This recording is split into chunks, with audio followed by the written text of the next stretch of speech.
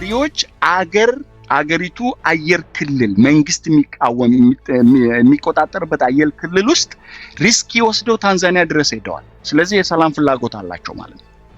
መንግስት የሰላም ፍላጎት ስለሌለው ያ ጥያቄ እኔ ጦርነት ውስጥ ሳይገባ መሳሪያ ሳናነሳ ቁጭ ብለን መፍታት የምንችለውን መሳሪያም እንዲነሳ እያደረገ ያለው መንግስት ለሰላም ፍላጎትና ዊሊንግ አለመኖሩ ነው ብዬ ነው ማነሳው። ቴንክ ዩ ራጅ። ወደ ጀዋር ልምጣ እስኪ። የኦሮሚያን ክልል ሁኔታ እንዴት ትገልጸዋለህ? ራጅ በደንብ አስቀምጦታል። ግን ለሚ ፕሌይ ዴቪልስ አድቮኬት አይ ቲንክ ሁለት ነገር ወሳኝ ነው ከኦሮሞ ወጣቶች አንፃር ከኢመርጂን አመራር አንፃር። የኦሮሞ ፖዚሽን በኢትዮጵያ ፖለቲካ ውስጥ ከዛሬ 8 ዓመት በፊት ከነበረው ውስጥ አይደለም ያለው። አሁን የኦሮሞ ክላስ በሁለት ነው ያለው፣ ሀፍስ እንደ ሀፍኖት። ከኦሮሞ ውስጥ ስልጣን የያዘ ቡድን አለ። ያ ስልጣን የያዘ ቡድን ኦሮሞንም ሌላውንም ማህበረሰብ እየበዘበዘ እየዘረፈ እየገደለ ያለ ነው። ስለዚህ ኦሮሞ ሁለት ተቃራኒ ግን ተሸክሟቸው የሚሄድ በርደኖች መተውበታል። አንዱ ይገደላል፣ እንደውም ግድያውና ዘረፋው ከዚህ በፊት ከነበረው የባሰ ሆኖበታል። ሁለተኛው ደግሞ በሱ ስም ብዝበዛና ግድያ ሲካሄድ ነው። ጠያቂም ነው ተጠያቂም ሆነ በአንድ ወገን መብቱን እየጠየቀ ነው። ከዚህ በፊት የነበሩ የብሔር ጥያቄዎች ብቻ ሳይሆን እንደ ግለሰብም ራሱ የህልውና ጥያቄዎች፣ የሰላም ጥያቄዎች፣ የዳቦ ጥያቄዎች፣ ቤዚክ የሰርቫይቫል ጥያቄዎች መተውበታል። በሌላ ወገን ግን የእሱን ቋንቋ የሚናገሩና በሱ ስም የሚብሉ ጉጀሌዎች ስልጣን ስለያዙ ሌላው ማህበረሰብ ደግሞ አሁን እንደውም ትንሽ ባለፉት ዓመታት ትንሽ እየተሻለ መጣ እንጂ ብለ የሚደረግበት ሁኔታ አለ ማለት ነው። ተጎጂም ነው ተከሳሽም ነው። እኔም ሆንኩ ራጅም ሆን ሌሎች የኦሮሞ ወጣቶች መቀበል ያለብን መንግስትን እየጠየቅን ሌላው ማህበረሰብ ደግሞ እንዲረዳን ማድረግ፣ ትግላችንን ደግሞ ከሌላ ማህበረሰብ ጋር ማቆራኘት ግዴታ ነው። ከድንበር ዘለል ብሔር ድንበር ዘለል የሆነ የትግል ስትራቴጂና የትግል ትርክት ማምጣት አስፈላጊ ነው። አማራ ክልል እየሆነ ያለው፣ ትግራይ ክልል እየሆነ ያለው፣ ሌላው ክልል ያለውን ነገር ዝም ብለን ልናየው የሚገባን ነገር አይደለም። ቀረብ ብለን ማየቱ አስፈላጊ ነው። ትራጀዲ ለኦሮሞ በነገራችን ላይ ሌሎች ወንድሞቻችንን ልትረዱን የሚገባው ኢስ ትራጂክ። ባለፉት 8 ዓመታት አሁን በብዙ ጊዜ በኦሮሚያ ስለምጽፈው ትንግርቱ እንኳን ታነባለ ሌሎቹ ላታነቡት ይችላላችሁ እንጂ ባለፉት 3-4 ወራት እያወጣሁት ያለው ጉድ እኔን ራሱ ሊያሳብረኝ ደርሷል። ኢንክሬዲብል አይ ኩድንት ቢሊቭ ኦሮሚያ ውስጥ ኦሮሞ ነኝ ብሎ ስልጣን በያዘ ኃይል የደረሰው በደል ከዛ በፊት በነበሩት አገዛዞች የደረሰ አይደለም። ግድያው ብቻ ሳይሆን ያገዳደሉ ዘይቤ፣ ዘረፋው ቄሮ አምጾ ኢህአዴግን እጅን የተመዘዘው እኮ መሬት ሊቀራመቱ ነው ብሎ ነው። አሁን ክልሉ ሙሉ በሙሉ መንግስታዊና ኢ መንግስታዊ ሆኑ። በኢህአዴግ ዘመን እኮ በደርግ ዘመን መንግስታዊ በደል ነበረ፣ መንግስታዊ ዘረፋ ነበረ። አሁን የመንግስት ዩኒፎርም የለበሰውም ይዘርፋል፣ ይገላል። በመንግስት ስር የተጠለለ የማፊያ ቡድንም ይዘርፋል፣ ይገላል። ሌሎች ወንድሞቻችን መረዳት የሚገባቸው አሁን ኦሮሞ ከዚህ በፊት ኤክስፒሪየንስ ያላደረገውን እየተቀጠቀጠ ሲቀጠቀጥም ጩኸቱ ሊሰማ የማይችልበት ምክንያቱም በሱ ስም ሌላ በደል እየተደረገ መሆኑን ሌላው ማህበረሰብ እንዲረዳ ከፍተኛ ስራ ያስፈልጋል። የኦሮሞ ወጣትም የኦሮሞ ምሁርም የኦሮሞ አመራርም ከኦሮሚያ የዘለለ በሌሎች የሀገሪቷ ክፍሎች እየተደረጉ ያሉትን በደሎችና ችግሮች የመረዳት ኤክስትራ መሄድ መቻል አለበት። እንደዚህ አይነት ፎረሞችም ሊዘጋጁና ወደፊቱም የዛሬ ቅድም ከቴዲ ጋር ስናወራ ነበር የዛሬው አፕታይዘር እንዲሆን ነው፣ ቤዚካሊ ለአፕታይዘር እንዲሆን ነው እንጂ ወደፊት ከዚህ የተሻለ ሰፋ ያለ ውይይቶች እናዘጋጃለን። ራጅ ቅድም ብሏል፣ የብልጽግና ሰዎች መጋበዝ አለባቸው። አብሶሉትሊ ተጋብዘዋልም። እኔ አይደለም በነገራችን ላይ ብዙዎቻችሁን የጋበዛችሁት እዚሁ ያው ቲክቶክን በደንብ ስለማላውቀው እዚህ ላይ ጥሩ የሆኑ የተለያየ አመለካከት ሊኖራቸው የሚችሉ ከተለያየ የፖለቲካና የማህበረሰብ ክፍል እንዲመጡ ነው የተጠየኳቸው። የጋበዟቸውን ነግረውኛል። አንዳንዶቹ እዚህ ብሔራዊ ውይይቱ ላይ የተሳተፉ ስለሆነ መምጣት አልቻሉም። ወደፊት ግን አብሶሉትሊ መምጣት አለባቸው። የገባንበት ሀገራዊ ችግር በሀገራዊ ውይይትና በጥልቅ ድርድርና ክርክር ብቻ ነው የሚፈታው። መምጣት አለባቸው። ለሚቀጥሉት ተራ ሰጣለሁ። ያው ሰዓቱንም ገፋ እያደረግ ነው ለተመልካችም እድል እንዲሰጥ። ቴንክ ዩ። ያልገባችሁ ሰዎች ያው ትገባላችሁ፣ ምንም ጥያቄ የለውም። አሁን በጥያቄ መልስ ትገባላችሁ። ውይይቱ የሰለጠነና ሰላማዊ እንደመሆኑ መጠን ኢትዮጵያ ምድር ላይ ኢትዮጵያ እስከሆናችሁ ድረስ ኢትዮጵያን የሚመለከት ጉዳይ ላይ እንደምትደግፉት የትኛውም ሀሳብ አራምዶ የትኛውም ጎራ ውስጥ ሆኖ ገብታችሁ ሀሳባችሁን የምትሰጡበትና በሀሳብ በሰላማዊ መንገድ የምንፋጭበት ነው የሚሆነው። አት ኤንድ ኦፍ ዘ ዴይ የአንድ ሀገር ዜጎች ነን። ስንገናኝ ሰላም እንባባላለን። በሀሳብ እንለያያለን። በፖለቲካ ብንለያይ በሃይማኖት ፈልገን አጣነው ገብቶ ነበር። አስወጣችሁት? አላስወጣንም። የለውም ማግባት ኮድ ሰጥቼው ነበረ። ችግር የለውም።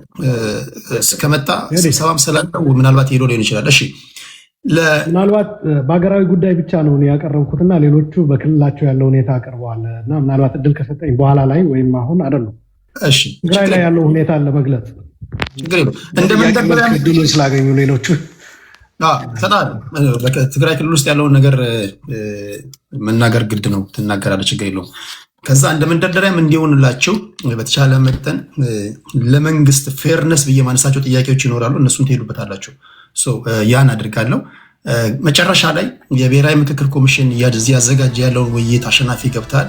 እሱን የእናንተን ትዝብት ታስቀምጡና እንዳልኳችሁ አንድ ከቲፒኤልኤፍ፣ አንድ ከኦሮሞ ነፃነት ግንባር፣ አንድ ከብልጽግና፣ አንድ ከፋኖ እኔ ማቃችሁን እዚህ ውስጥ እንግዲህ ቲክቶክ ላይ ማላቃችሁ ፖለቲከኞች የላችሁ። የእጄን መዳፊያ ነው ማቃችሁ።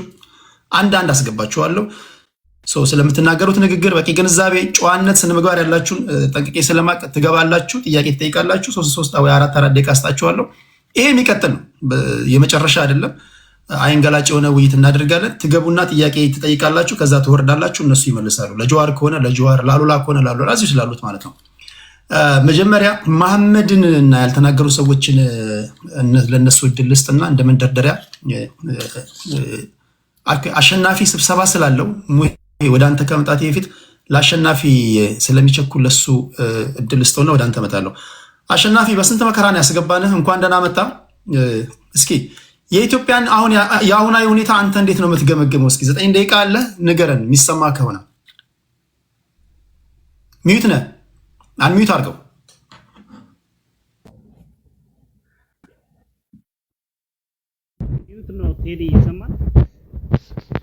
አሁን ይሰማል።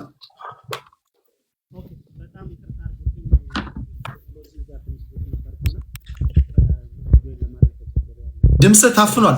አሹ ድምጽ ትንሽ ታፍኗል። ኤርፒስ አሁን ይሰማል በደንብ።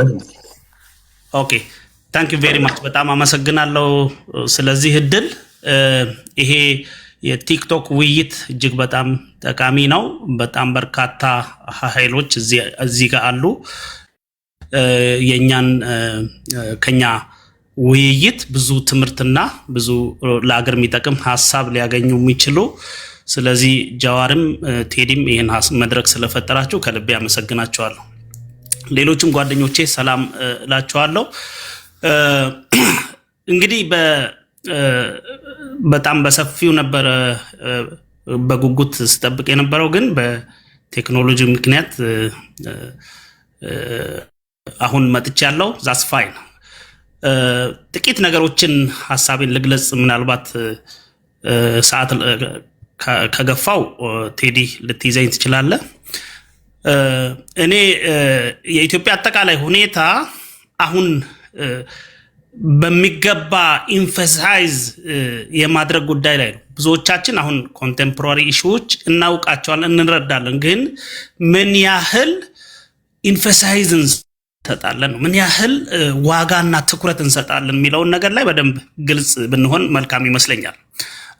ለምሳሌ ኢትዮጵያ ውስጥ እየሆነ ያለውና መንግስት እየገለጸ ያለው ነገር ምንድን ነው? እርስ በርስ የሚጣጣም ነው ወይስ የሚጣረስ ነው? ይሄ በጣም ትልቅ ነጥብ ይመስለኛል። አደግን ተመነደግን በሁሉም መስክ ኢትዮጵያ በልዩ ሁኔታ እየመጠቀች እንደሆነ ይነግሩናል። በተጨባጭ ግን ህዝቡ የሚኖረው ኑሮ በፍጹም ከዛ የተቃረነ ነው። ሁላችንም የምናውቀው ስለሆነ ማለት ነው። በአገሪቱ ውስጥ ውይይት እየተካሄደ ነው ይባላል። ነገር ግን ውይይት የሚካሄደው የትኛውን ችግር ለመፍታት ነው? ኢትዮጵያ ከጫፍ እስከ ጫፍ አዳዲስ የታጠቁ ኃይሎች እየተፈጠሩ ያሉትም እጅግ እየተስፋፉና እየፈረጠሙ ያሉበት ሁኔታ ነው ያለው። ነገር ግን የብልጽግና መንግስት ራሱ እርስ በራሱ የወረዳና የዞን አመራሮችን ሰብስቦ ውይይት እያረኩ ነው እያለን ያለው። መጀመሪያ እንደ ፕሪሪኩዚት ውይይት ለማካሄድ የመሳሪያ ድምፅ ነው መቋረጥ ያለበት፣ መቆም ነው ያለበት። ይሄ ፍጹም ተቃራኒ የሆነ የምናየው ነገር ነው። ስለዚህ እዚህም እዛም ግጭቶች አሉ ይላሉ። ነገር ግን በድሮን በከባድ መሳሪያ በታንክ ከፍተኛ ውጊያ ያካሂዳሉ። ይሄ ተቃርኖ ነው። ስለዚህ እዚህ ላይ ኢንፌሳይዝ ማድረግ ያስፈልጋል። በተለይ እኔ እዚህ ጋር ማተኮር የምፈልገው መንግስት እንግዲህ የመንግስት ስልጣን የተገደበ ነው፣ የተወሰነ ነው በዲሞክራሲያዊ ሀገር ከሆነ ማለት ነው። እና ህግ አለ፣ ህገ መንግስት አለ። ህገ መንግስቱ ምንድን ነው የሚለው?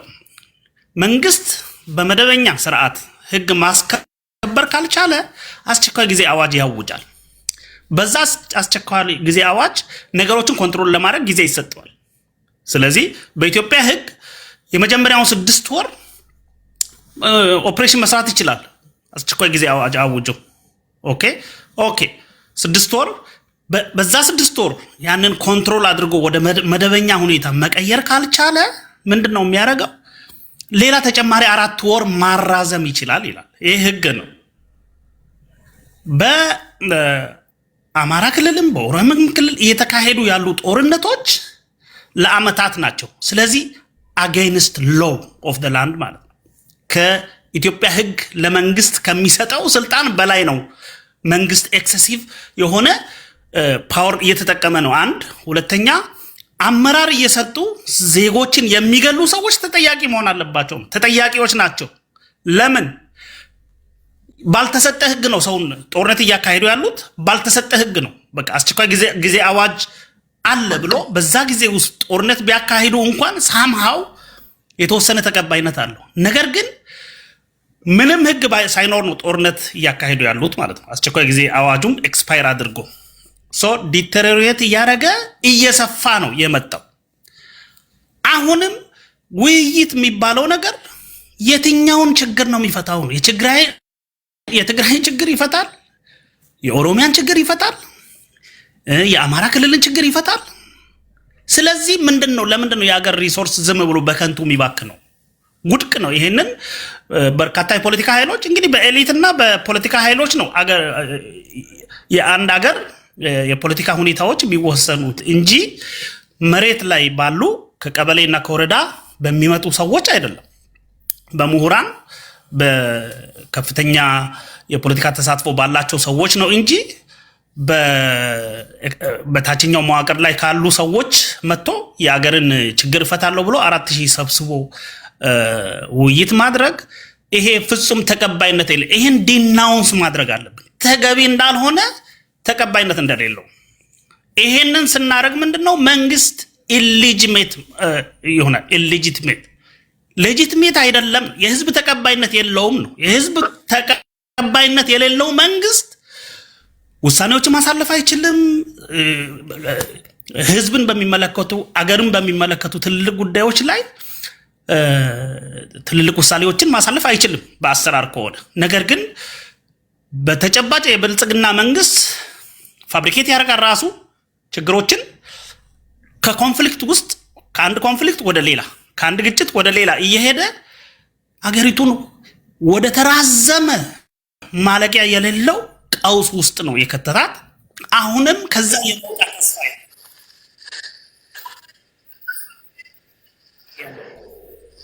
ምንድን ነው?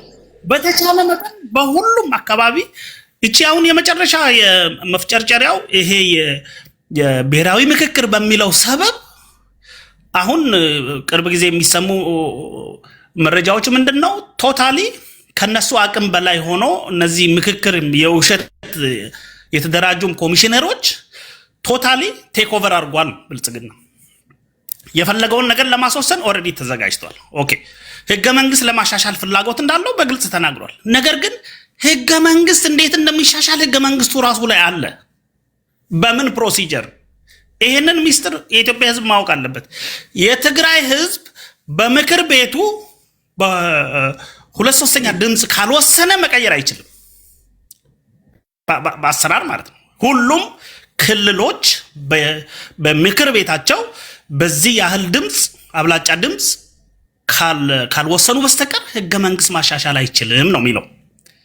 ያንን ባይፓስ ለማድረግ ይሄንን አሻንጉሊት ስብስብ አደረገና የኢትዮጵያን ህዝብ እጣ ፈንታ በአንድ ፓርቲ ለዚያውም በተወሰኑ ግሩፖች ለመወሰን ጥረት እያደረገ ነው። ይሄንን ዲናውንስ ማድረግ አለብን። ይሄ ተቀባይነት እንደሌለው በስፋት አድቮኬት ማድረግ ያስፈልጋል።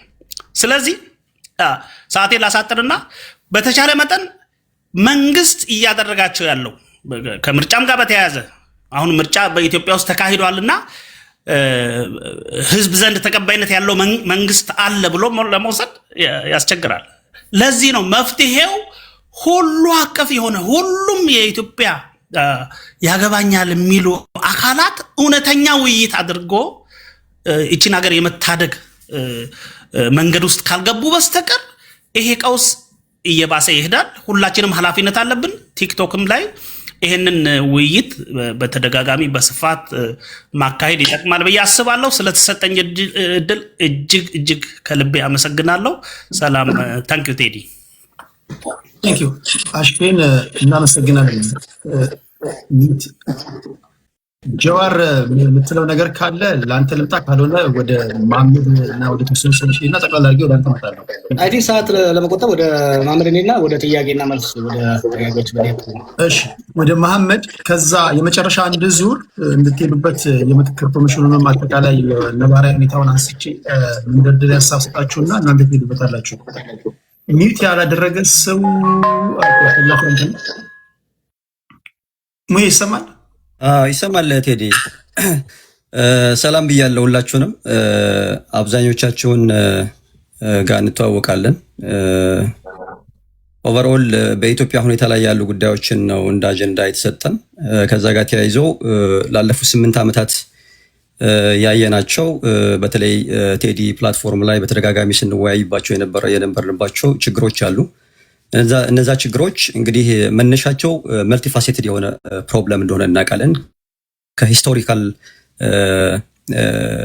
ፊክሽን እና ፋክቶች ጋር ተያይዘው የመጡ ችግሮች አሉ። በተለይ በሰሜኑ የኢትዮጵያ ክፍል ያለውን ዲሲደንት ስትመለከት መጀመሪያ አካባቢ ላይ ከፖስት 2018 ሪፎርም በኋላ አንድ ላይ የነበሩ ኃይሎች ባላወቅነው ሁኔታ ተለያይተው እርስ በርስ ወደ ዋር የገቡበትን ሁኔታ አይተናል። በተለይ የአማራ ክልልና የትግራይ ክልል ሁኔታ ስንመለከት አማራ ክልል ውስጥ ያለውን ነገር ስንመለከት ለዘመናት በኢትዮጵያዊነት አድፍጦ የነበሩ ኃይሎች ወደ ብሔረተኝነት አጀንዳ ውስጥ ለመግባት በሚሞክሩበት ሰዓት የፈጠሩት የአካሄድ ክፍተት በውስጣቸውም እንደገና ባይላተራልም በሆነ መንገድ ወይም ደግሞ ዩኒላተራል በሆነ መንገድም ወደ ኮንፍሊክት ውስጥ የገቡበት ሁኔታ አለ። በዛ ምክንያት ተጎጂ የሆነ የማህበረሰብ ክፍል አለ። እኔ በሴንትራል ኢትዮጵያ ወይም ደግሞ በአማራ ብሔራዊ ክልላዊ መንግስት ተወልዶ እንዳደገ እዛ ውስጥ ያለውን ፖለቲካል፣ ኢኮኖሚክ፣ ሶሻል ሁኔታዎችን እንደሚረዳ ሰው የተፈጠሩ ችግሮች አንድ አይነት ብቻ እንዳልሆኑ መረዳት ያለብን ብዬ አምናለሁ። ምክንያቱም እዚህ ጋር ስንመጣ አንድ አይነት ነን ማለት አይደለም። አንድ ሀገር ላይ ነው ያለነው፣ ግን የተለያየ ሀሳቦች ያለን ብዬ ስለማስብ ማለት ነው። እነዛ ችግሮች በአራት ሁኔታ ነው የማየው። በአራት የመጀመሪያው ይሄ የአርምድ ኮንፍሊክቱ ነው።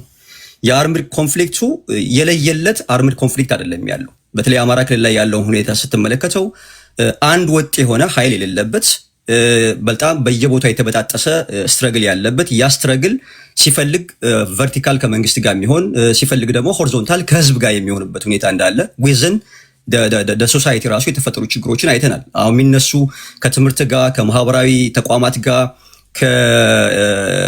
ከሰላምና ጸጥታ ጋር ተያይዞ ያሉ ችግሮችን ስትመለከት በአንድ ወገን የሆኑ እንዳልሆኑ የምታያቸዋል። የሆነ ታይም ላይ መንግስትን ባካፕ አድርጎ ሲንቀሳቀስ የነበረ ኃይል ከመንግስት ተቃራኒ ሆኖ መንግስትን የሚወጋበት ሁኔታ፣ ያ መንግስት ደግሞ እነዚህን ኃይሎች ለይቶ መስራት ያለበትን ጉዳይ መስራት ሲገባው ህዝብን እንደ ህዝብ ታርጌት አድርጎ አሁን ላይ የሃይማኖት ተቋማቶች፣ ገዳማቶች፣ መሳጅዶች ማን ምን አደረጋቸው የሚባል ነገር በማይታወቅበት ሁኔታ እየወደሙ ያለበት፣ እነዛ ውድመቶች ደግሞ ማህበረሰቡን እረፍት የነሱ ሁኔታዎች የፈጠሩበት ሁኔታ እየተመለከትን ያለው።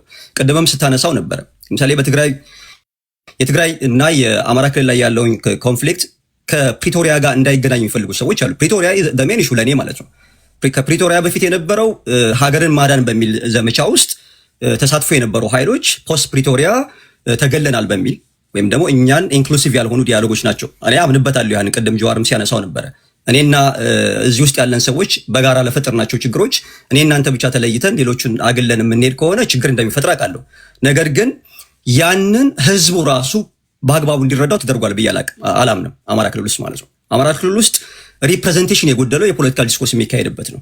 ሪፕሬዘንቴሽን ማለት ነው። በተደጋጋሚ የክልሉን ጉዳይ መልታይ ፋሴትድ ፖለቲካል፣ ኢኮኖሚክ ኤንድ ሪሊጂየስ ኢሹዎች አድርገው የሚገቡ ሰዎችም እንዳሉ ማለት ነው። እነዛ ችግሮች ህዝቡን ኮሌክቲቭ ፐኒሽመንት ውስጥ እንዳስገባው እረዳለሁ። እነዚህ እና መሰል ነገሮች ከፍተኛ የሆነ አደጋ እንደደቀኑብን ማለት ነው። ከዛ ባሻገር የሰሜኑ ጦርነት ከተገባደደ በኋላ በነበሩት ሁኔታዎች መንግስት ከዛ በፊት ይዟቸው የመጡ የኢኮኖሚክ ፕሮብለሞች፣ ሶሻል የሂስቶሪካል ፕሮብለሞችን መፍታት ባለበት ሰዓት ለመፍታት ዝግጁ ባለመሆኑ፣ ለምሳሌ አሁን የሀገራዊ ምክክር የሚባለው ጉዳይ በተደጋጋሚ ተቃዋሚ ኃይሎችም በውስጥም ያሉ የሲቪክ ማህበራት ወዲያውኑ መካሄድ አለበት ብለው የሚያምኑበት ሁኔታ እንደነበረ እናውቃለን። እነዛ ነገሮች በመገፋታቸው ምክንያት አሁን ላይ ያለንበት ተግዳሮቶች እንደገባን ይሄ የራሱን ሚና እየተጫወተ እንደሆነ በዋናነት ደግሞ የኢኮኖሚክ ሪፎርሙን ከዚህ በፊትም ተነጋግረናል። የኢኮኖሚክ ሪፎርሙ ማክሮ ኢኮኖሚክ ሪፎርም ተብሎ ይባል እንጂ በማይክሮ ሌቭል ህዝብን አደጋ ውስጥ ያስገባ፣ ህዝብን ለኮሌክቲቭ ሰቆቃ የዳረገ መሆኑን የተመለከትንበት ሁኔታ ነው ያለው ያለፉት 8 ዓመታት ማለት ነው። ስቲል የዛ ችግር አልተፈታም። እነዚህ ችግሮች የማይፈቱ ከሆነና እነዚህን ችግሮች ለመፍታት ሬዲነስ የጎደለው ኃይል ከሆነ ያለው ከውጭም ከውስጥም ያለው ኃይል ህዝቡ እንደ ህዝብ መከራ ውስጥ የወደቀ መሆኑን እንረዳለን። ይሄ የምናየው ነው። ከዛ ባሻገር ኢቭን የሀገሪቱ ሁኔታ ሁላ ስቲል አሁን አንዱ አጨቃጫቂ የሆነ ጉዳይ አለ። የፌዴራል ኃይሎች አሉ። ሀገሪቱ በፌዴራሊዝም መቀጠል አለባት ብለው የሚያስቡ ሰዎች፣ እነዛ ኃይሎች ጋር የሚሰሩ ሰዎች አሉ። በኢንሄረንትሊ የሀገሪቱ ሁኔታ የፌዴራል ሲስተሙ ያመጣብን ችግር ነው አሁን ላይ ለገባንበት የሚሉ ኃይሎች መልሶ ደግሞ ከፌዴራል ኃይሎች ጋር ሆነው ሀገሪቱ ላይ የሚካሄደውን ነገር የሚታገሉበት ሁኔታ አለ የምትመለከተው ማለት ነው። ብሔረተኞች ናቸው። ብሔረተኝነት ችግር አመጣብን ብሎ የሚሉ ሰዎች አሉ። ብሔረተኝነት ውስጥ የገባነው ደግሞ አማራጭ ስላጣን ነው ብሎ የሚሉ ሰዎች አሉ።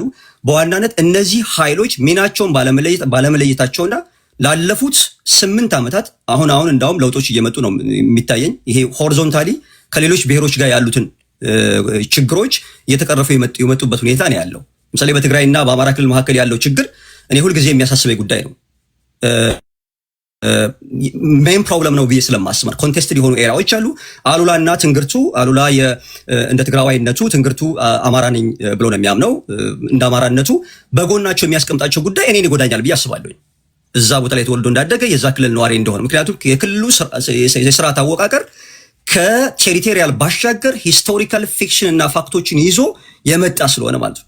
እነዛ ችግሮች አሁን ላይ ላለንበት ተግዳሮት አንዱ ፕሮብለም ነው ብዬ ስለማስብ ማለት ነው። እነዛም ባልፈታንበት ሁኔታ እኔና አሉላ እኔና ትንግርቱ በኢትዮጵያ ነባራዊ ሁኔታ ላይ ልናወራ የምንችልበት ጉዳይ ለእኔና ለሶስታችን በመድረክ ደረጃ ላይ ያስቀምጠን ይችላል። ግን ሶስታችንን ለሚመለከቱ ሰዎችና መሬት ላይ ላሉ ሰዎች ግን ቅዠት የሚመስላቸው ሁኔታ አለ። በምን ሁኔታ ነው የሚስማሙት? ለምሳሌ እኔ ወሎ ተወልዶ እንዳደገ የወሎ አይዴንቲቲ እንዳለው ሰው ወሎ አይዴንቲቲ ነው ብሎ እንደሚያምን ሰው ወሎ አካባቢ ላይ ባለፉት 40 ዓመታት ሲደረጉ የነበሩ ነገሮችን አልቀበልም።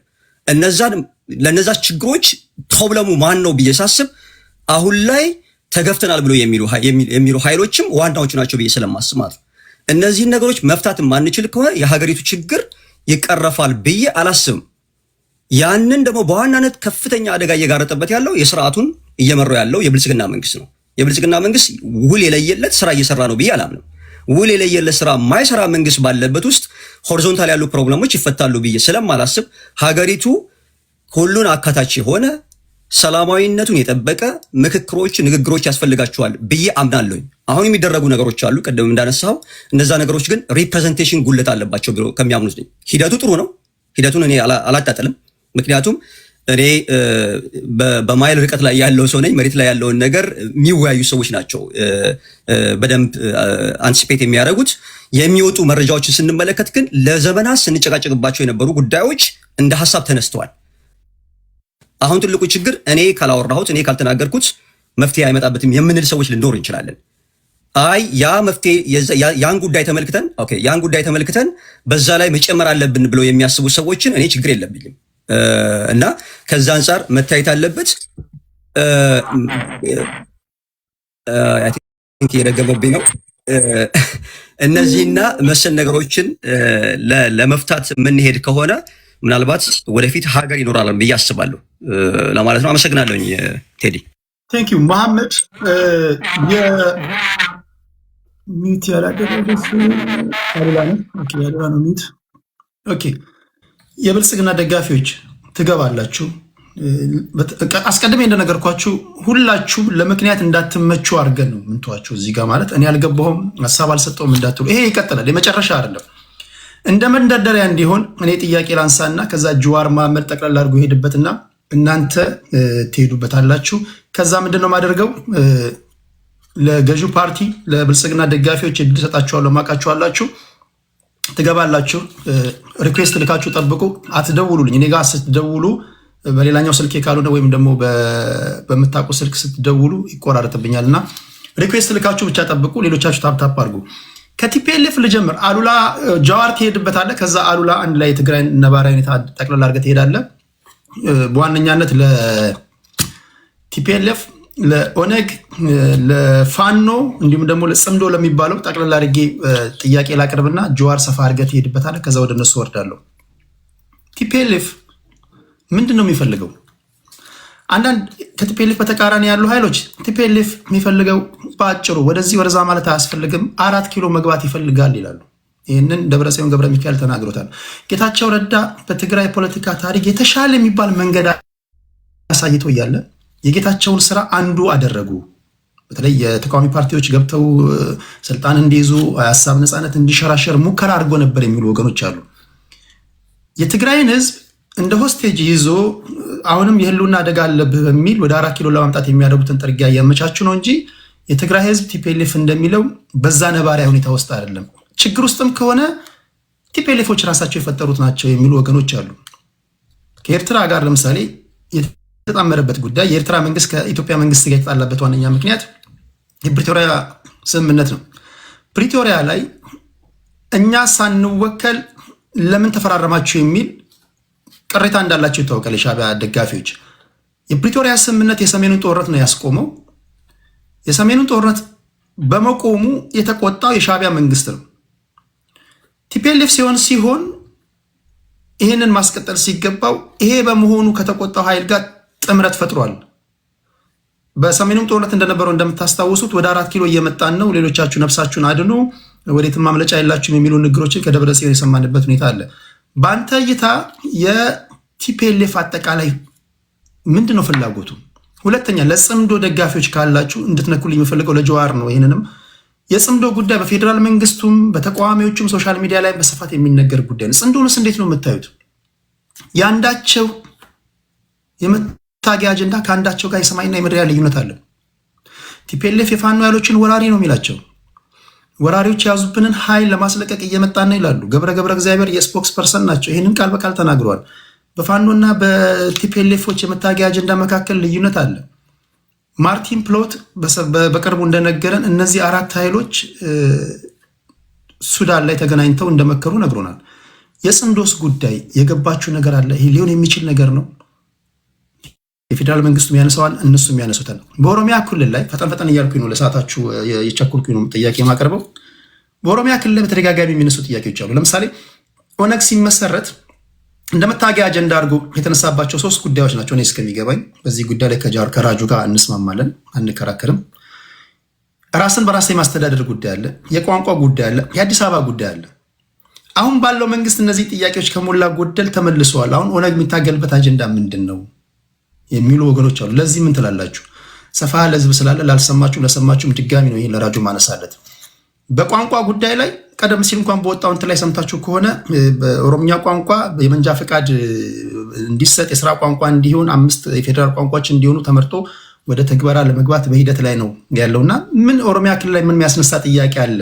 ከሞላ ጎደል እየተመለሰን የሚሉ ወገኖች አሉ። ይሄን ምን ትላላችሁ? በፋኖ ጉዳይ ላይ የክላሪቲ ጉዳይ አለ።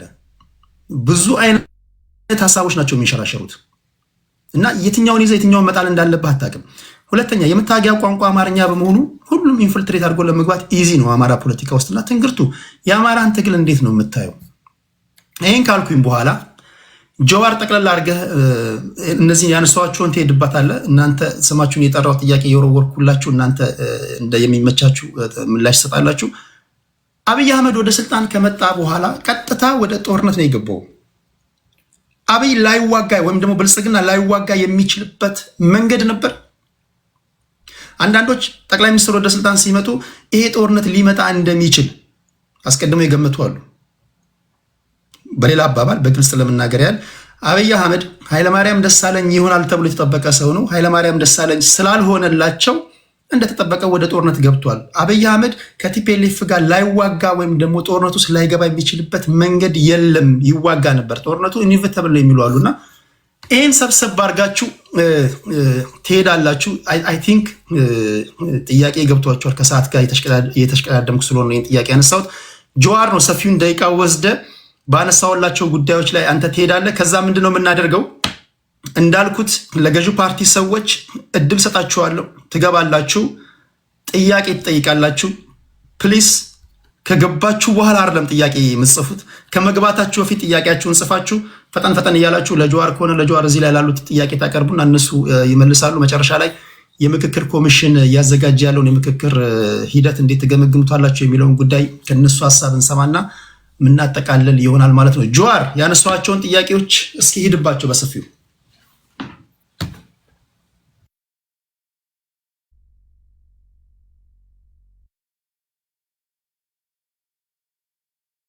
ጀዋር ሚዩት ነው። ጀዋር ሚዩት ነው።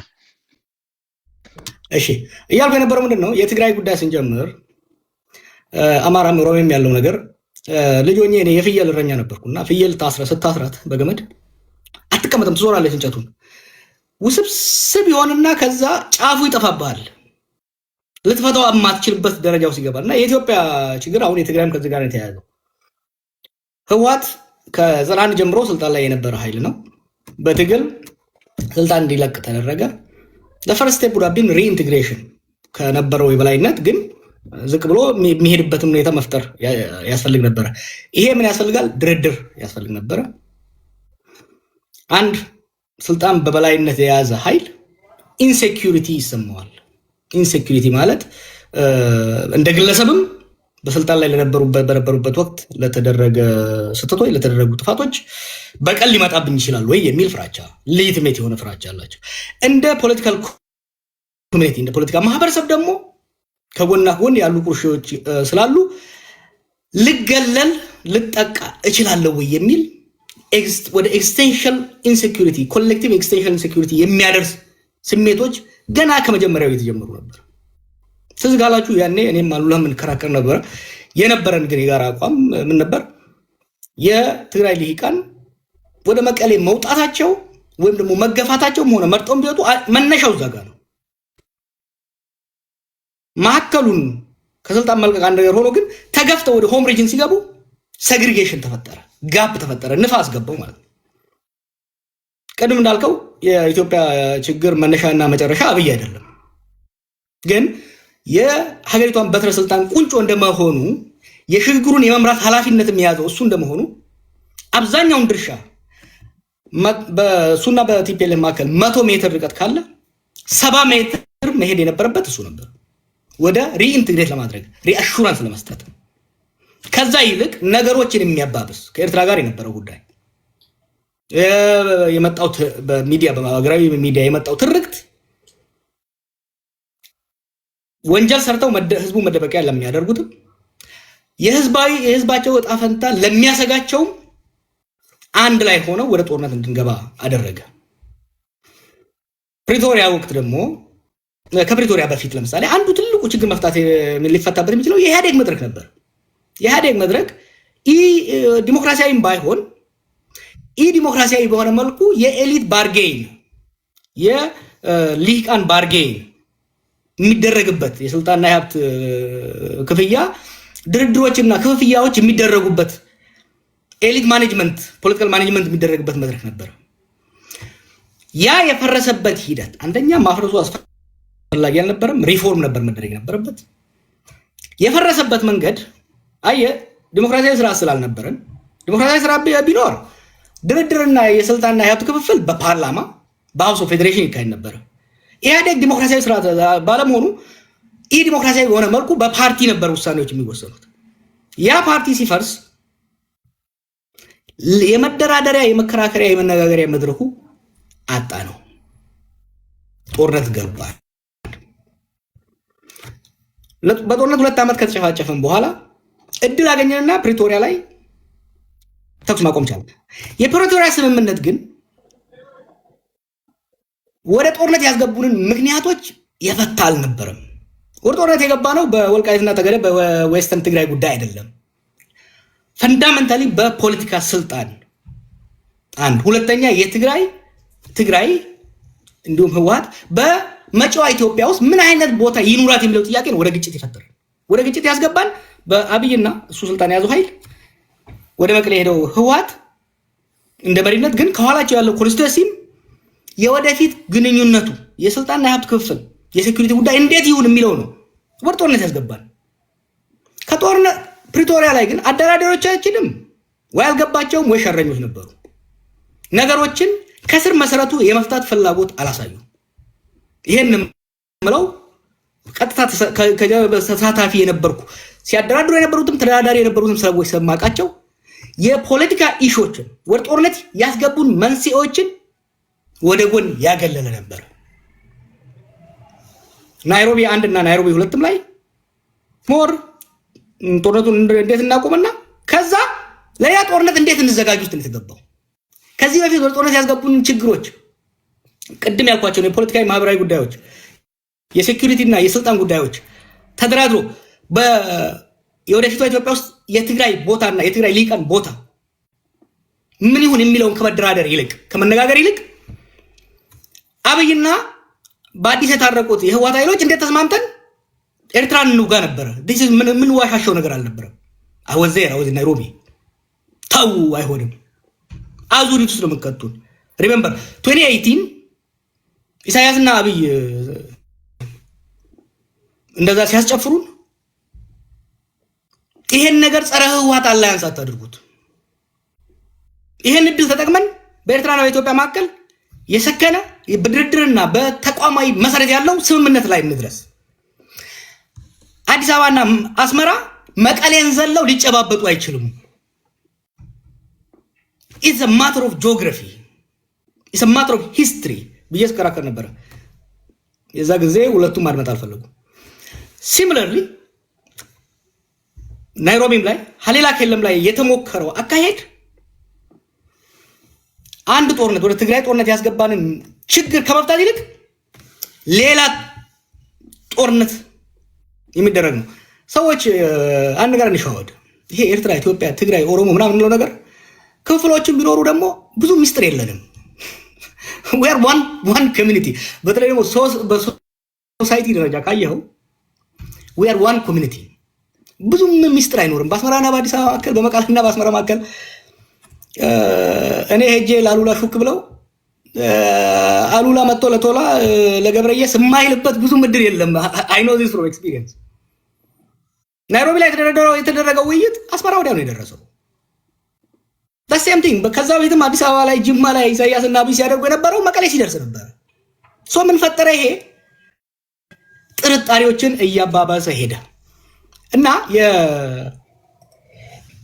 ከዛ ወዲህ ደግሞ የትግራይ የውስጥ ምስቅልቅልነቱ በተወሰነ ደረጃ የአብይ ኮንትሪቢሽን የነበረበት ህወሓት ያው በጣም ጠለቅ ማለት አልፈልግም እንጂ ህወሓት ከመለስ ሞት በኋላ ህወሓትም ኢህአዴግም ክራይሲስ ውስጥ ገቡ። የዛ ውጤት ነው አንዱ። ምክንያቱም ለረጅም ጊዜ በመለስ ጭንቅላት ላይ የተመሰረተ አካሄድ ስለነበረ እሱ ሲሞት ስበቱ ሴንተሩን እየለቀቀ ነው የመጣው። እሱን የሚተካ አመራር አለማግኘታቸውም አስፈላጊ መሆኑን we have to sympathize። ዝም ብለን ህወሓት ዛሬ ያለው ህወሓትና የዛሬ 10 ምናምን ዓመት የነበረው ህወሓት አንድ አይደለም። የፖለቲካ የስትራቴጂክ ሊደርሺፕ ችግርም ተፈጥሯል። ከዚህ ጋር ተያይዞ የጽምዶ ጉዳይ ዛሬ ጽምዶ ይውደም ጽምዶ ይንገስ ብትል ብዙ ለውጥ አያመጣም። እንዴት ነው ወደ ጽምዶ የገባ ነው? ለኔ ጽምዶ 2018 ነው የተጀመረው። ኢትዮጵያና ኤርትራ ወይም ደግሞ ሻቢያና ወያኔ 1991 ደርግ ጥለው ስልጣን ያዙ። ከዛ በኋላ ሀገራዊ ተቋማዊ ኢንስቲትዩሽናል የሆነ የሁለት ሀገሮች ግንኙነት ሳይሆን የሁለት ፓርቲዎች ግንኙነት ነው ያደረጉት። ቢግ ሚስቴክ ነበር። ያ ስላልቆየ ወደ ጦርነት አስገባን። ሁለቱ ፓርቲዎች መቃቃር ጀመሩ። የሁለት ሀገሮች ጦርነት ገባን። ለ20 ዓመት ኢትዮጵያ በነበራት አቅም ኤርትራን ፍሪዝ አድርጋ በማዕቀብ ውስጥ ማቆየት ቻለች። 2018 ለኢትዮጵያም ለኤርትራም እድል ነበረ። ነገር ግን ያን እድል ዘላቂ ሰላምና በትብብር ላይ የተመሰረተ የኢኮኖሚ እድገት ከማምጣት ይልቅ ህወሓትን መደቆስ ላይ ያደረግነው። ፕሪቶሪያ ላይስ ህወሓትን ይዘን ህወሓትና ብልጽግና ሆኖ ሻቢያን የመደቆስ ጫውታ ውስጥ የተገባው። ጽምዶ ዛሬ ላይ ያለውን ትናንትና ደረጃ የሚናገረውን አብይ የሚናገረውን ነገር ከተናገርን ካየነው ሌተስት ናቸው። መሰረቱ ግን ባክፋየር አደረገ። አብይ የተከተለው ስትራቴጂ ባክፋየር አደረገና ገሚሱ ወይም ደግሞ በአብዛኛው የሚሆነው የትግራይ ሊግ ከህወሓት ጋር ሆኖ ወደ ኤርትራ የሄደበት ሁኔታ ነው የምታየው። ለኔ ጽምዶ ኢስ አ ዲፌንሲቭ ፓክት። የኤርትራ ኃይልም ከአዲስ አበባ ሊመጣበት የሚችለውን አቅሙ ኢኮኖሚውም ትልቅ የሆነ ጎረቤት ሊመጣበት የሚችለውን ራሱን ለመከላከል ያደረገው ታክቲካል ነው። ጽምዶ ማለት ታክቲካል አላያንስ፣ ታክቲካል ዲፌንሲቭ አላያንስ። ይሄ አላያንስ ምንድነው ይዞ ሊመጣ የሚችለው? ወይ እነ ደብረጽዮን እንደሚሉት አሸንፈው አዲስ አበባ የሚገቡበት፣ ወይ አብይ እንደሚለው ሁለቱንም የሚፈረካከስበት፣ ሶስተኛው ደግሞ ለረጅም ፕሮትራክትድ ጦርነት የምንገባበት እድል ውስጥ ነው የሚከተን። ለዚህ ነው ይሄ ጦርነት እንዳንገባበት መረባረብ አስፈላጊ ነው ብዬ በተደጋጋሚ የምናገረው። የኦሮሞ ጥያቄ ኢቮልቭ አድርጓል። ከዚህ በፊት የነበሩ የቡድን ጥያቄዎች በገሚስ የተመለሱ በገሚስ ያልተመለሱ አሉ። አሁን ደግሞ ኒው ኢመርጂንግ ጥያቄዎች መጥተዋል። ዋት አር ዚስ ኒው ኢመርጂንግ ጥያቄዎች? የኢንተርናል ነው። አሁን ከኦሮሞ ውስጥ የወጣ ኃይል ነው። አትሊስት በአብይ አካባቢ የተሰበሰበው ኃይል ህዝብ እየጨቆነ ያለው ይሄ በኦሮሞ ውስጥም የሀብት ክፍል የኢኮኖሚ ጋፕ ፈጥሯል። በማፊያ የተደራጀው ኃይል በፍጥነት ንብረት ዘርፎ አከማችቷል። ይሄ ሀብት እንደ ሀብኖትስ የዘራፊዎችና የተዘራፊዎች የክላስ ጉዳይ ፈጥሯል ማለት ነው። የኦሮሞ ትግል ከብሔር ትግል ሽፍት እያደረገ በአንድ ደረጃ ምሮ ይባለው የክላስ ስትራግል በአማርኛ ረሳሁት፣ የክላስ ስትራግል ውስጥ እየገባን ያለው። ሁለተኛ የኢንዲቪጁዋል ሊብሬቲ የመደብ ትግል ውስጥ እየገባን ያለ ነው። አድቫንቴጅ አለው። አሁን የመደብ ትግል ውስጥ እየገባን ነው። ሁለተኛ የኢንዲቪጁዋል ሊብሬቲ ትዝ ይለኛል ከነብርሃኑ ነጋ ጋር የዛሬ 20 ምናምን ዓመት ስንከራከር የነበረው የቡድን መብት ይሻላል ይበልጣል የግል የምንለው። አሁን የኦሮሞ ትግል የቡድን መብትን ሻምፒዮን እያደረገ የሚመጣበት ለምን እንደ ግለሰብ እየተገደለ እንደ ግለሰብ እየተዘረፈ እየተሰቃየ ስላለ የህግ የበላይነትን የኢንዲቪጁዋል ሊብሪቲን የግሩፕ ጥያቄውን ሳይጥል እየጨመረ የሚመጣበት ሂደት አለ። ይሄ እንደ አድቫንቴጅ አየዋለሁ። አክሮስ ከአማራውም ጋር ከትግራይም ጋር ከደቡብም ጋር ሊያስተባብር የሚችል በተለይ የመደብ ትግሉና የኢንዲቪጁዋል ትግሉ ክሮስ ብሪጅ ለማድረግ እድል የሚሰጥ መሆኑን መጥቀስ ያስፈልጋል። አጠር አድርጌ ለመጨረስ አብይ ሊያስቀራቸው ይችል ነበር ወይ? አጌን የእሱ ተቃዋሚም ቢሆን የሀገሪቷን ችግሮች በሙሉ እሱ ብቻውን ፈጠረ ማለት ፌር አይደለም። ግን የመፍትሄ ቁልፉንም ትልቁን ፕሮባብሊ 70% በሱ እጅ ነበር። ለእንደዛው ለችግሩን ኮንትሪቢዩት ያደረገው ትልቁን the burden is with him, the buck stops with me አይደለም የሚለው ኦባማ ትልቁን ነገር ማድረግ የቻለው። አብይ ሲመጣ ኃይለ ማርያም ይሆናል ብለው ጠብቀው ነበር። let's be fair እኔ I was there ይሄ ነገር ሲፈጠር አትሳሳቱ። ህወሓቶች እኔ ስታገልባጅ ነበረው ህወሓቶች መጨረሻ ላይ ሰው እንደሚለው እኮ ሙሉ በሙሉ ተሸንፈው ሳይሆን ባንኩም ታንኩም እንዳላቸው ነው። ከዚህ በላይ መሄድ ለትግራይ ህዝብም ለኢትዮጵያም አይጠቅምም የሚለው ላይ ተስማምተን ነው ማዕከላዊ ስልጣን የለቀቁት። አብይም ብቻ ሳይሆን ከኦሮሞ ሊመጣ የሚችልን ኃይል የመረጧቸው ሰዎች ነበሩ እኮ ኃይለ ማርያም እንዲሆኑላቸው። እነሱ ሪጀክት ስናደርግ it was clear የሚመጣው ሰው ኃይለ ማርያም ሊሆን እንደማይችል አምነው ነው። ፕሮባብሊ ከጌታቸው አሰፋ ፋክሽን ውጪ ያለው እነ ሳሞራ እነ ስዩም እና አባይ ተቀብለው ነው ስልጣን የለቀቁት። ሶ ኃይለ ማርያም ይሆናል የሚል እንደዛ እናስቀጥላለን የሚለው ተስፋ በ2017 መጨረሻ አካባቢ ላይ የህወሓት የ45 ቀን ስብሰባ በኋላ ይሄ ግምገማ አልነበረም። እንዲሆንም አልተፈለገም። ከኦሮሞም ከአማራም ከደቡብም እሱ ፓፔት እንዲሆን ይፈልጋል ነበርም። ከትግራይም ይልቅ ይፈልጋ ይላል ነበርም። ወደ ጦርነት ያስገባው አብይን ፓፔት የማድረግ ጉዳይ ሳይሆን የኢንሴኪዩሪቲ ጉዳይ ሪአሹራንስ ያስፈልገው ነበር። በስልጣን ላይ ለረጅም ጊዜ የነበረ ኃይል ስልጣን ሲለቅ በግለሰብ በቀል እንዳይመጣበት እንደ ማህበረሰብም ችግር እንዳይመጣበት ሴንተሩን ከተቆጣጠረው ኃይል ሪአሹራንስ ያስፈልገው ነበር። አንድ ይሄን ማድረስ አልቻለም። ይሄን ብቻ ሳይሆን በኦሮሚያ ውስጥም ያለው በአማራ ውስጥም ያለውን ሁኔታ ማኔጅ ማድረግ የሚያስችል ሁኔታ አልተፈጠረም። አንድ ብቻ መሐመድ ያለው ላይ ኮሜንት ላደርግ። እዛ ላይ አንድ መስማት እንፈልገው ነገር ስላለ ሽፈራው ቢሆን እንዲህ ሊሆን ይችል ነበር። እጩ ነበሩ። ደብረጽዮን አለ፣ ደመቀ አለ፣ ሽፈራው ሽጉጤ ያለ አብይ ናቸው አይደል የነበሩት መጨረሻው ላይ። ሌትስ ሴይ ሽፈራው ሽጉጤ ቢሆን በአብይ አህመድ ቦታ አሁን የሆነው ነገር ይሆናል ብለህ ታስባለህ? ሊሆን የሚችልበት እድል አልነበረም። ሪያሊስቲክ ወደ እንነጋገር። የዛን ጊዜ የፖለቲካ ፕሬሸሩን በግንባር ቀደም እየመራ ያለው የኦሮሞ ኃይል ነበር። ከኦሮሞ ጀልባ ደግሞ የነበረው የአማራ ኃይል ነበር። የኛ ታክቲካል ቾይስ ከኢህአዴግ ውስጥ ሁለቱን ትልልቁን ብሎክ የማንቀሳቀስ ስራ ነበር። ሶ ሽፈራው የመሆን እድሉ አልነበረም። ነገር ግን ሽፈራ በሁለቱ ብሎክ ቢደገፍ ኖሮ የተሻለ ሊሰራ የሚችልበት እድል ነበር። ግን ሽፈራው የመሆን እድል ሃይፖቴቲካል ነው አንተ የጠየቀኝ። ግን ያ ሃይፖቴቲካል የመሆን እድሉ በጣም ጠባብ ነበረ። ሽፈራውን ህወሓት ቢያስቀምጠው በሳምንቱ ይጣል ነበር። አባዱላን እኮ ፈልጎ ነበር ህወሓት። አባዱላን ቢያስቀምጠው በማግስቱ ይገለበጥ ነበር። ሶ የነበረው የለውጥ እንትን አስቸጋሪ ነበር የሚሆነው። ቴዲ ሶሪ የመጨረሻው ታዲያ አብይ አልቆረጠም ያለው ለምንድን ነው? አብይ አስቸጋሪ ሆኖ ለምንድን ነው? አንዱ የመጽሐፍ ውስጥ ጽፌው ላይ ተሆነ የጁኒየር ሚሊተሪ ኦፊሰሮች በተለይ ደግሞ ፍሮንት ላይን ቲም ያልመሩ የውጊያ ያልመሩ ሲኒየር ያልሆኑ ሰዎች ሲመጡ የሚኖራቸው ሚሊተንት ማይንድ ነው። በጦርነት ያልተገራ የሚሊተንት ማይንድ አለ።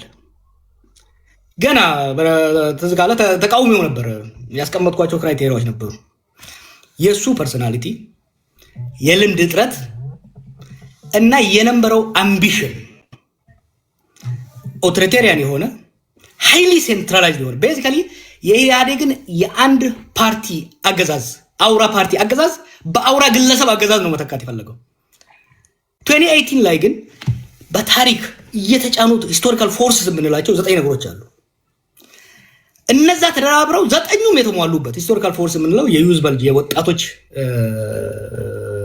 በቁጥር መብዛት፣ የብሔረተኝነት መጋነል፣ የኢኮኖሚ ችግሮች፣ እንደዚህ የዓለም አቀፍ ሁኔታዎች አንድ ላይ ተደምረው የስቴቱ ካፓሲቲ የተመናመነበት ጊዜ ስለነበረና የህዝብ አቅም ደግሞ የተጠናከረበት ወቅት ስለሆነ አይደለም የግለሰብ አምባገነን የአንድን ፓርቲ የበላይነት ወደ አንድ ግለሰብ የመቀየር ይቅርና ያንን የአንድ ፓርቲ የበላይነት የኢህአዴግን የበላይነት እንኳን ኢንታክት አድርገህ ለማስቀጠል በጣም ከባድ ነበር።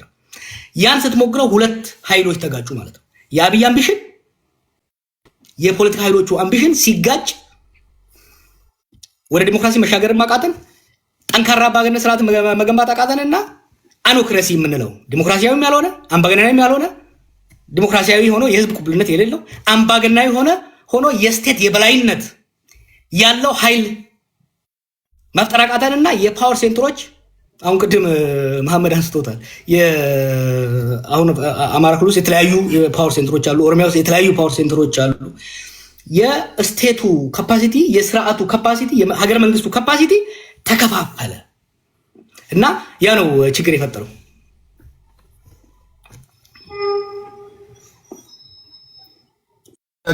ጨርሳል ጀዋር ጨርሻለሁ። አይ ቲንክ ለጠያቂዎች እድል እየሰጠን ሰዓትም እየሄደ ስለሆነ እንደዛ ከዛ ለእናንተ እድል ስጣችሁና በተነሱ ጉዳዮች ላይ ለሁላችሁም በመደዳ መጨረሻ ላይ ማድረገው በቃ ቦታው ሁለት ክፍት ይሁን።